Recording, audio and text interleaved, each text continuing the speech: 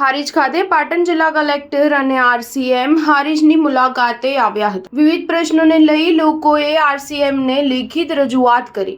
પાટણ જિલ્લા કલેક્ટર અને આરસીએમ ગાંધીનગર અધિકારી આજે મીડિયાથી દૂર ભાગતા જોવા મળ્યા. વિડીયો સામે કંઈ બોલવા તૈયાર ન હતા. પાટણ જિલ્લા કલેક્ટર દ્વારા હારીજ નગરપાલિકાના કર્મચારીનો ઉધડો લેવામાં આવ્યો. સ્થાનિક રહીશો દ્વારા આરસીએમ અધિકારી ગાંધીનગરને અંડરગ્રાઉન્ડ ગટર સમસ્યા, ટ્રાફિક સમસ્યા, લારી ગલ્લાની સમસ્યા, જાહેર માર્ગો પર શૌચાલય તેમજ શાક માર્કેટ જેવી સમસ્યાની રજૂઆત કર્યા બાદ શું પ્રજાના પ્રશ્નો હલ થશે કે કેમ?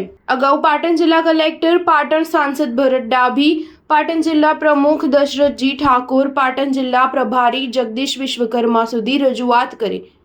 સૌથી વધુ મહત્વનું, પાલિકાની ફાયર ફાઇટરની વ્યવસ્થા નથી તે અને વિસ્તારમાં ગટરના ગંદા પાણીની સમસ્યા બાબતે રજૂઆત કરવામાં આવી. તેમજ નવા પીઠા વિસ્તાર, ધુણિયા વિસ્તારોમાં પ્રશ્નોને લઈને લેખિત રજૂઆત કરવામાં આવી. Star news 7 Harij.